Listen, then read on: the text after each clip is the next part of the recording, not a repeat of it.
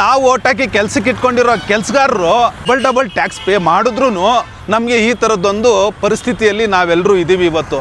Toll ನಿಜವಾಗ್ಲೂ ಲೀಗಲ್ಲ ಇಲ್ಲೀಗಲ್ಲ ಅಂತೇಳಿ ನಮಸ್ಕಾರ ಸ್ನೇಹಿತರೆ, ನೀವು ನೋಡ್ತಾ ಇದ್ದೀರಾ ನೋಡಿ ಎಷ್ಟೊಂದು ಜಾಮ್ ಇದೆ.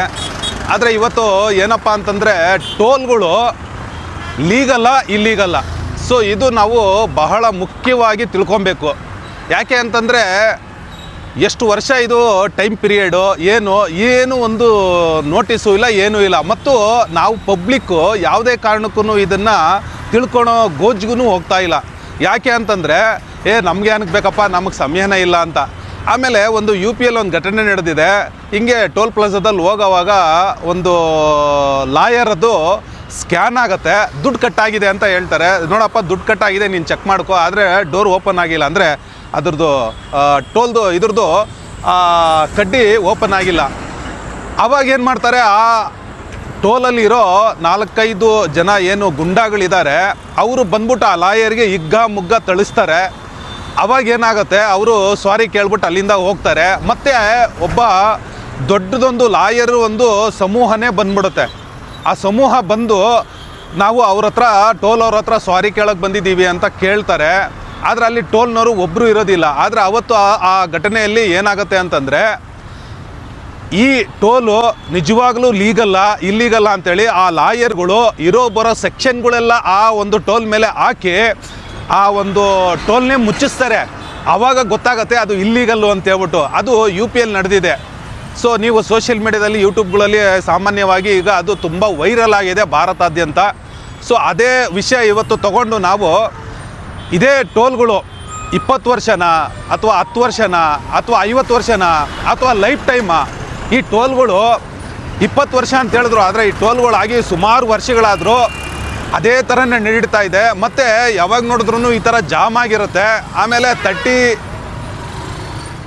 ಸೆಕೆಂಡ್ ಆದಮೇಲೆ ಅಥವಾ ಇನ್ನೂ ಕಮ್ಮಿ 8 ಸೆಕೆಂಡ್ಗಿಂತ ಜಾಸ್ತಿ ನಿಂತಿದ್ರೆ ಟೋಲೇ ಕೊಡೋಂಗಿಲ್ಲ ಅನ್ನೋ ರೂಲ್ಸು ಕಾನೂನು ಇದೆ. ಇದೆಲ್ಲ ನಮಗೆ ಗೊತ್ತಿಲ್ವಾ ಜನಗಳಿಗೆ?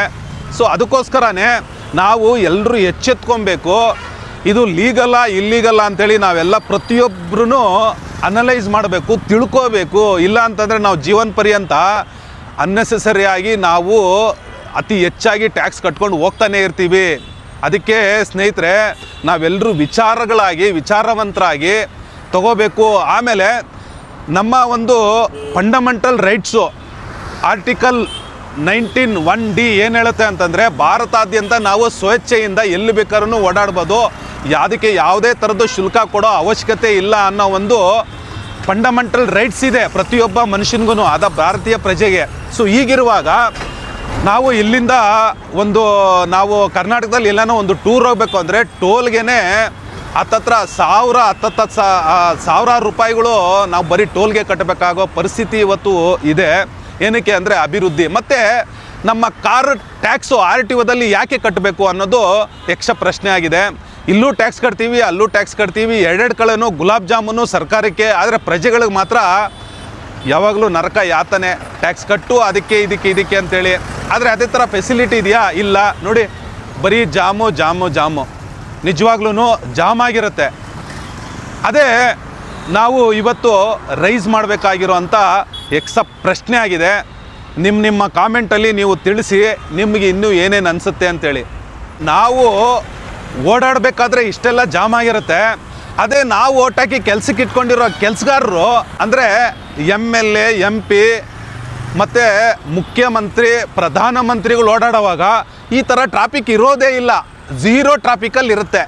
ಆ ಝೀರೋ ಟ್ರಾಫಿಕ್ಕು ಅವ್ರಿಗೆ ಮಾತ್ರ, ಅವಾಗ ಮಾತ್ರ ಯಾಕೆ ಕಾನೂನು ಕರೆಕ್ಟಾಗಿ ಪಾಲನೆ ಆಗುತ್ತೆ. ಅದು ಅವರು ಇಲ್ದಾಗ ಯಾಕೆ ಕಾನೂನು ಸರಿಯಾಗಿ ಪಾಲನೆ ಆಗೋದಿಲ್ಲ? ಯಾಕೆಂದರೆ ನಾವು ಡಬಲ್ ಟ್ಯಾಕ್ಸ್ ಪೇ ಮಾಡಿದ್ರೂ ನಮಗೆ ಈ ಥರದ್ದೊಂದು ಪರಿಸ್ಥಿತಿಯಲ್ಲಿ ನಾವೆಲ್ಲರೂ ಇದ್ದೀವಿ ಇವತ್ತು. ಸೊ ಅದಕ್ಕೇ ಸ್ನೇಹಿತರೆ, ಇನ್ಮೇಲಾದರೂ ನಾವು ಎಚ್ಚೆತ್ಕೊಬೇಕು, ವಿಚಾರವಂತರಾಗಬೇಕು.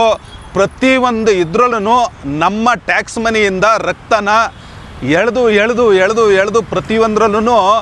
ಆಮೇಲೆ ಇನ್ನೊಂದು ಡೀಟೇಲಾಗಿ ಹೇಳ್ಬಿಡ್ತೀನಿ, ನಮ್ಮ ಸರ್ಕಾರದಲ್ಲಿ ನಮ್ಮಿಂದ ಟ್ಯಾಕ್ಸ್ ಆಗಲಿ ಏನೇ ಆಗಲಿ ಪಡೆಯೋದ್ರ ಮೂಲಕ ಡಿಜಿಟಲ್ ಮೂಲಕ ಈಸಿಯಾಗಿ ದುಡ್ಡನ್ನು ತಗೊಳ್ತಾರೆ. ಆದರೆ ನಮಗೆ ಫೆಸಿಲಿಟಿ ಕೊಡಬೇಕಾದ್ರೆ ಯಾವುದೇ ಡಿಜಿಟಲ್ ಇಲ್ಲ. ನಾವು ಯಾವುದೇ ರಸ್ತೆ ಆಗಲಿ ಅಥವಾ ಒಂದು ಮೋರಿ ಆಗಲಿ, ಒಂದು ರೋಡ್ ಆಗಲಿ, ಅಥವಾ ಒಂದು ಹಾಸ್ಪಿಟ್ಲ್ ಆಗಲಿ, ಅಥವಾ ಒಂದು ಸ್ಕೂಲ್ ಆಗಲಿ, ಒಳ್ಳೆ ಫೆಸಿಲಿಟಿ ಇರೋದಿಲ್ಲ ನಮಗೆ. ಅದೇ ಥರನೇ ಪ್ರತಿಯೊಂದೂ ನಮಗೆ ಬರೋ ಫೆಸಿಲಿಟಿಗೆ ಮಾತ್ರ ತುಂಬ ಕಾನೂನು ಅಡೆತಡೆಗಳು ಜಾಸ್ತಿ ಇರ್ತವೆ. ಅದೇ ಇವ್ರಿಗೆ ಮಾತ್ರ ನಾವು ಸರ್ಕಾರಕ್ಕೆ ಟ್ಯಾಕ್ಸ್ ಪೇ ಮಾಡುವಾಗ ಯಾವುದೇ ಅಡೆತಡೆಗಳಿರಲ್ಲ, ಸರ್ವರ್ ಡೌನ್ ಇರಲ್ಲ, ಯಾವುದೇ ಥರದ್ದು ಸಮಸ್ಯೆಗಳೇ ಇರೋದಿಲ್ಲ. ಅದೇ BMTCಯಲ್ಲಿನೂ ನಾವು QR ಕೋಡ್ ಮೂಲಕ ದುಡ್ಡು ಪೇ ಮಾಡಿಬಿಡ್ತೀವಿ ವಿತಿನ್ ಸೆಕೆಂಡಲ್ಲಿ. ಅದೇ ಜನಗಳಿಗೆ ಬರುವಾಗ ಸಾವಿರಾರು ಕಾನೂನುಗಳು, ಸಾವಿರಾರು ರೂಲ್ಸ್ಗಳು. ಸೊ ಇದು ತುಂಬ ಯೋಚನೆ ಮಾಡಬೇಕಾಗಿರೋವಂಥದ್ದು. ಇದೊಂದೇ ಅಲ್ಲ, ಸಾವಿರಾರು ಸಮಸ್ಯೆಗಳಿದ್ದಾವೆ.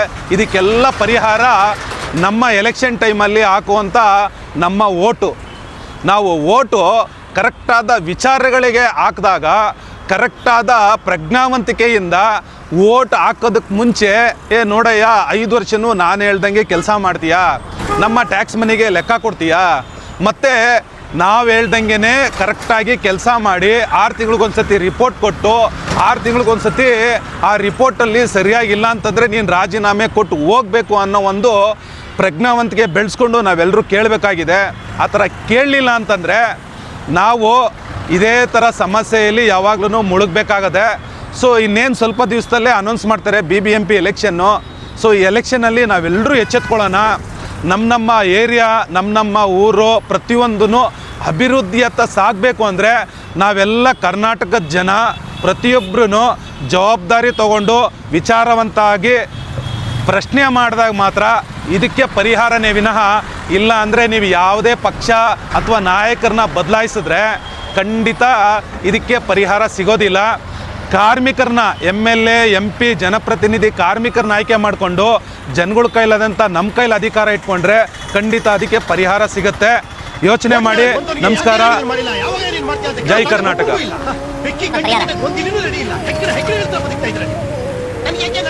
ಈ ಸ್ವಾರ್ಥಕ್ಕೋಸ್ಕರ ನಿಮ್ಮ ವೋಟ್ಗಳನ್ನು ಮಾಡಿಸ್ಕೊಂಡ್ಬಿಟ್ಟಿದ್ದೀರಾ. ಜಾತಿಗೋಸ್ಕರ, ಧರ್ಮಕ್ಕೋಸ್ಕರ, ಭಾಷೆಗೋಸ್ಕರ ಸೀರೆ, ಚಡ್ಡಿ, ಸಾರಾಯಿ, ಕಿತ್ತೋಗಿರೋ ನೋಟ್ಗೋಸ್ಕರ ವೋಟನ್ನು ಮಾಡ್ಕೊಂಡ್ಬಿಟ್ಟಿದ್ದೀರಾ ನೀವು.